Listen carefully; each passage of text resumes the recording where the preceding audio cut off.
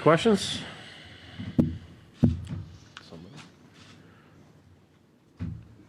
First question right up here in the front. Hey, Jason, Tomer Zarli from Clutch Points. Just seeing you celebrate, getting to the finals, watching with the Kobe armband, like when you look back at moments of your life, maybe on and off the court, is there any like one moment that sticks out to you when you think about getting to the finals? One moment, it's tough to choose one moment. I just kind of reverted back to being a kid. Watching the finals every year, growing up. Every kid can imagine themselves being in the NBA and being in the finals. But actually living out your dream in real time is a surreal feeling.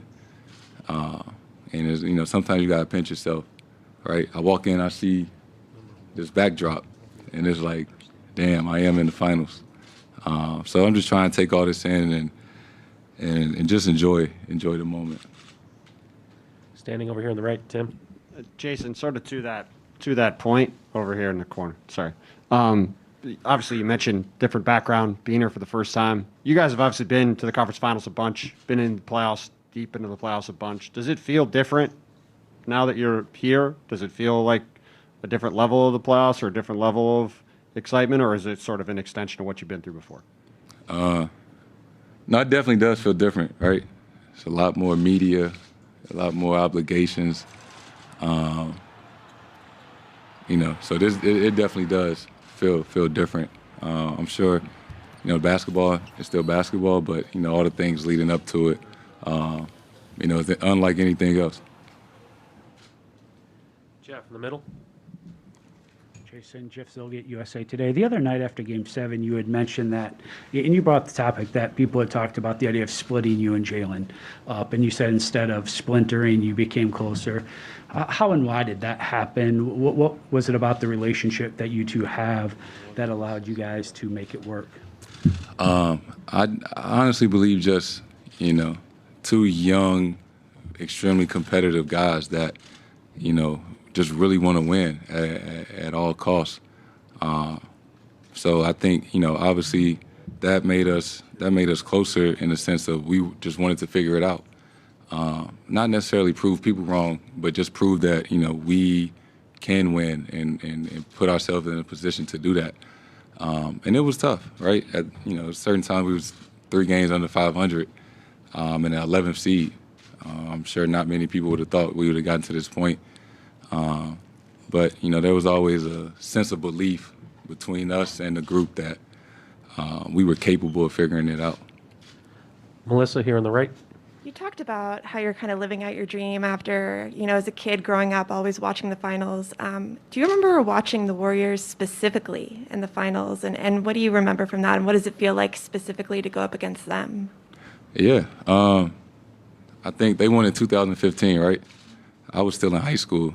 I had just finished my junior year. And David Lee was on that team.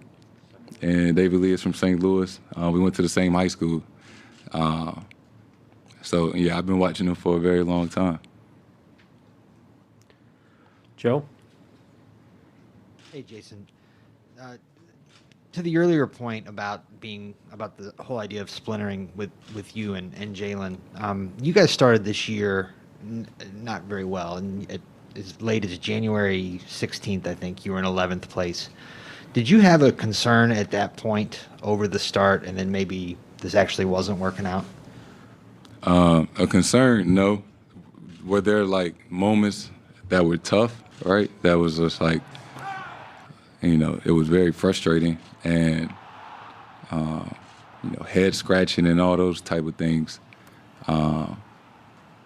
It was more so just how can we figure it out? It wasn't like, man, we can't do this. This is, we got to figure something else out. It was tough. There were definitely some tough moments because, I always remembered the fun moments. My first year going to conference finals, the bubble year going to conference finals when, we were winning all the time. And, at the beginning of this year, every game was like, I don't know if we're going to win. Like, it's a lot tougher than it probably should be.